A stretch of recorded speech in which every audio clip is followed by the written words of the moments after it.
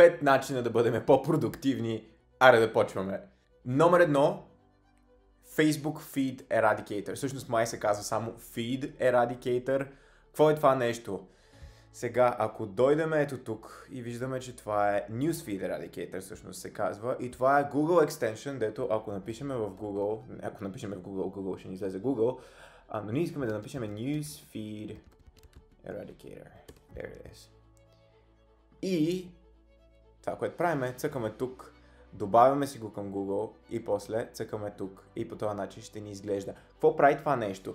Това нещо осигурява, когато търсиме нещо в Facebook или в YouTube или в Instagram, целият ни фид изведнъж се блоква. Защо това е важно за продуктивността? Защото когато отидеме в тези социални мрежи, обикновено фокусът ни се изгубва моментално, защото ние почваме да скролваме. То е един endless cycle, в смисъл социалните мрежи са направени по такъв начин, YouTube е направен по такъв начин, че ти да продължаваш да гледаш. Защо? Защото колкото повече време прекарваме в някои от тези социални платформи, мрежи и там както се казват, толкова по-голяма вероятност има ние всъщност да си купим нещо. Защото как работят тези социални мрежи? Те работят на принципа на реклами, те от това се издържат. Колкото повече време прекараме в Instagram, толкова повече реклами ще изгледаме. Колкото повече реклами изгледаме, толкова по-голяма вероятност има ние нещо да си купим. Тоест Instagram да направи още повече пари. Тоест Instagram не иска вие да излизате от Instagram. Той ще ви покаже всички възможни неща, освен ако не си инсталирате Facebook Feed Eradicator. Това е магическо за фокуса, това е нещо, което супер много ми подобри фокуса. И сега ще ви покажа какво имам предвид Facebook, примерно. Примерно влизаме в Facebook. И моят Facebook изглежда по този начин. Мога да видя кой ми е писал, какви са известията, мога да потърся нещо във Facebook. Имам една готина поговорка тук, където ако е малко по-кратко, обикновено дори я чета. Същото нещо изглежда в Instagram. Ето по този начин. И по абсолютно същия начин в YouTube, ако влезем. Просто не ми показва recommended videos, за да мога да продължавам да гледам. И никога всъщност да не снимам нито едно видео аз или да не направя нещата, които съм гледал всъщност. Това нещо, както разбрахме, ни помага за фокуса и какво ни е важно в този фокус. За да свършим нещо, каквото и да било, трябва да сме фокусирани. По този начин сме продуктивни. Мога да се сетя за какво съм говорил, дори като в разговори. Преди бях супер разсеян, казват ми нещо, аз казвам друго, не мога да се върна на предната мисъл. Сега по съвсем различен начин са нещата. Мога да свърша много повече работа за 3 часа, отколкото повечето хора биха могли, просто защото те не са виновни, просто алгоритмите така са направени. Отиваме на номер 2. Оставете си телефона в другата стая, докато работите или докато каквото и да било да правите. Да снимате видео, да четете книга, телефона ви не трябва да е покрай вас. Моят телефон, в момента аз се намирам в моя офис, няма го никъде. Там има един лаптоп резервен, няма го, дори не ми е тук на бюрото. Всъщност телефона ми, ако погледна диагонално през тук и мога да видя през стената, което аз не мога, но ако вратата беше отворена, искам и си да мога да ви покажа, обаче сега трябва да сваля камерата от статива, после пак да малко не ми се занимаваше, прощавате. Ще го снимам на телефона. Ето това е усилието, което аз всъщност трябва да направя, за да си взема телефона и всъщност сега ще ви снимам на видео. Сега тук камера звук, трябва да синхронизираме всичко, но общо взето, ето там по диагонал, ето тук ако погледнем обикновено, там ми стои телефона на без звук. Както виждате, телефона ми е на режим Work, т.е.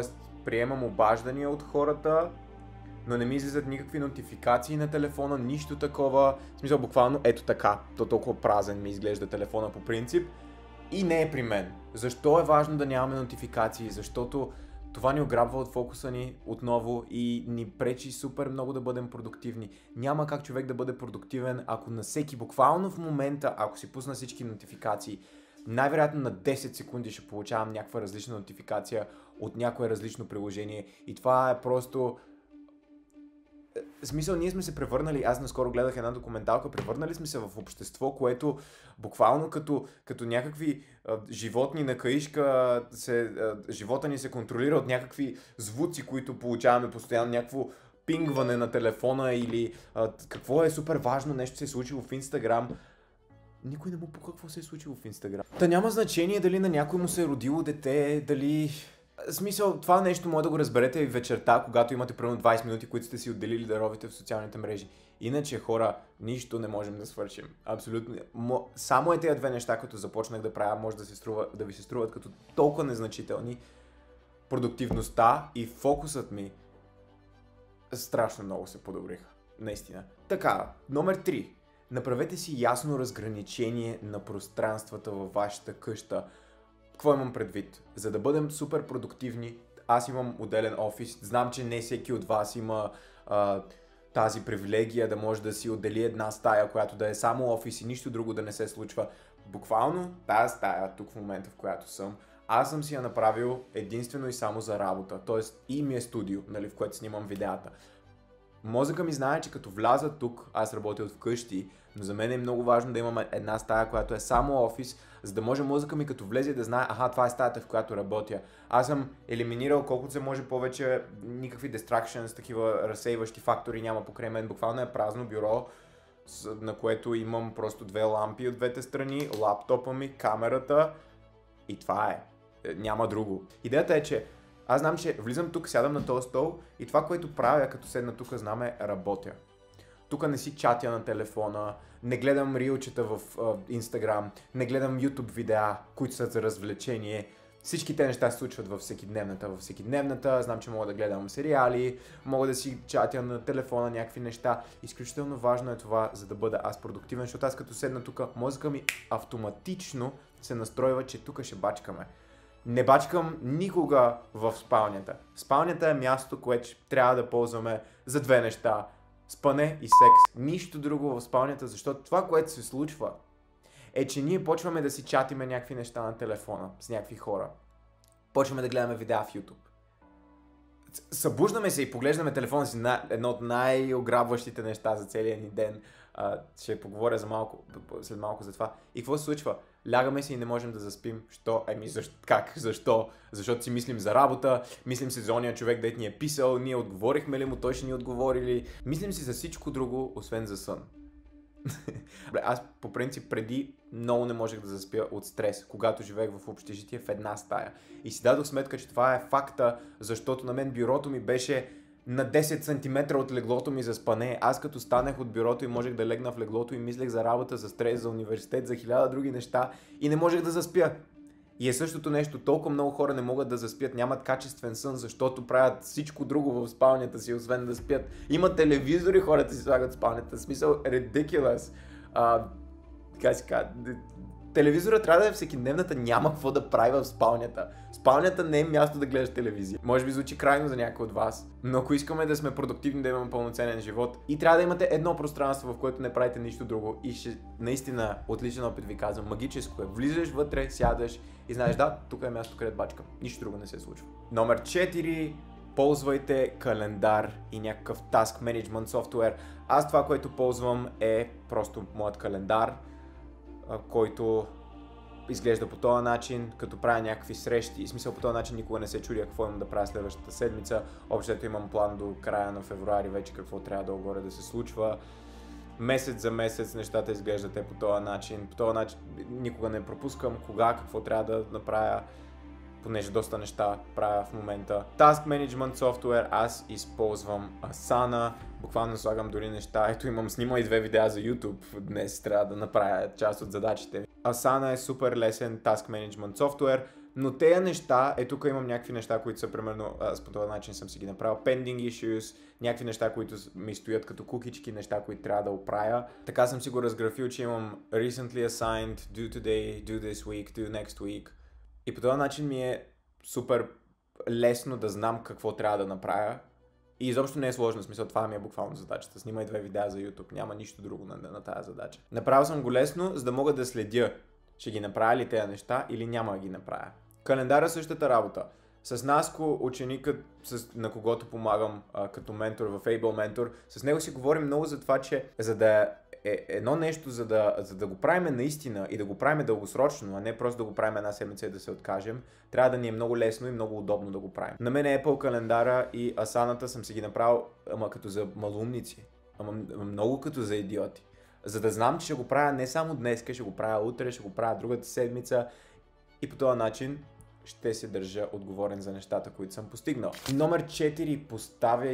Поставяме, да си поставяме също влизам в това число, малки цели. В смисъл, голямата цел е много важно да я разбиеме на малки цели. Примерно, искам да речем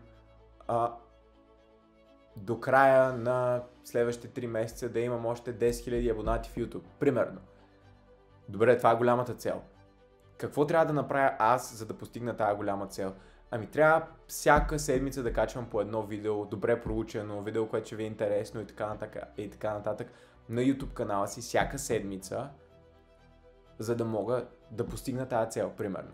И с всяко едно видео аз трябва да имам средно, колко се пада, 4 по 3, 12, делено на 10, около 1000 абонати. Между 800 абоната, нови, средно, 9600 ще станат. Да речем 850 абоната трябва да имам нови с всяко едно видео. Това не се случва в момента, ама да се надяваме скоро, близкото бъдеще, че ще се случва. По този начин можем да измерваме нашите цели, като са разбити на малко по-мънички неща. И като са разбити на по-малки цели, ние сме по-фокусирани върху това да знаем точно какво трябва да направим, за да стигнем до голямата цел. И още едно нещо, бонус, пети тип, награждавайте се за всяка малка цел, която постигате. Дали било то, ще си гледате любимия сериал, или ще прекарате 20 минути в YouTube, или ще гледате каквото и да било, или ще излезете на шопинг, ще си купите бисквитка, каквото и да било. Нали, стига да е нещо, което не пречи на вашите норми за живот. Примерно, ако по принцип ядете здравословно, нали, наградата, може би няма да е най-добрата идея всеки ден наградата да ви даде един шоколад. Примерно това няма да резонира с вас като човек. Аз не се награждавам с шоколад, защото гледам да го избягвам като цяло. Но, примерно, се награждавам да гледам някаква документалка или нещо в YouTube. По този начин, нашия мозък запомня това чувство на успех от тези малки цели. И мозъкът ни, той е малко мързелив, той не иска много да мисли, обаче като запомни тези малки цели, тези малки успехи, следващия път вероятността да предприеме нещо, за да направи някакъв успех, е много по-голяма, защото той се сеща, имаше награда в края на това нещо, което направих. И да, не е много, нали, трябва да направя някакво усилие, обаче има награда и ендорфина и там някакви други работи, хормони, дето почват да скачат в съзнанието ни карат всъщност да бъдем по-продуктивни. Така, само като си хакваме съзнанието. Споделете ми долу в коментарите кой от тези типове 5 ви беше най-полезен и защо. Много ще ми е интересно да прочета. Ако харесате това видео, то ще стигне до много повече хора и това ще ми помогне страшно много. Ако се абонирате също, пратете това видео на баба си и ще се видим в другото видео. Чао!